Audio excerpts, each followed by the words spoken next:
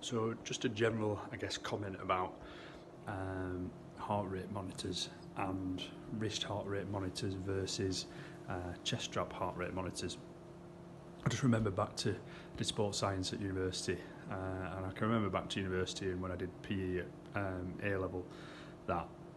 the heart rate, the pulse that you will get or the reading that you will get differs all the way around the body. So if you took your pulse on your wrist, you might actually get a difference between your left and your right wrist. If you took your pulse on your wrist and you compared it to your hip, to your femoral artery, to your ankle, but also to your chest, you'll get a very, very slight differentiation in the reading that you actually get. So I think it's important to note that with any heart rate watch, you will get a more accurate reading of what your pulse and your heart rate actually is via a chest strap than via a device on your wrist. The wrist heart rate monitors, because of the way that they actually measure your heart rate based on light readings and the way that light comes back from your wrist back to the watch, again, is prone to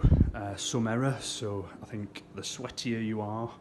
the more variance there actually is in terms of the readings that you get. But also I think the more you move about, that can also create a difference in reading between a heart rate monitor and a chest strap. Chest strap, the strap itself reads the heart rate differently,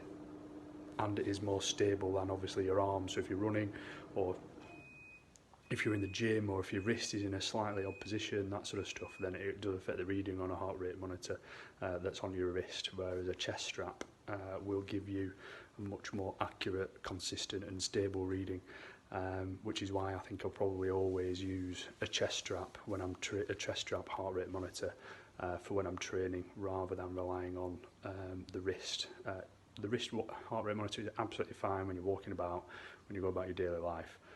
but for me, I think it's really important that I can monitor the results that I'm getting and all of that sort of stuff with some level of consistency. So I'll always be using a chest strap, which for the Suunto it connects to via Bluetooth connectivity without any issue.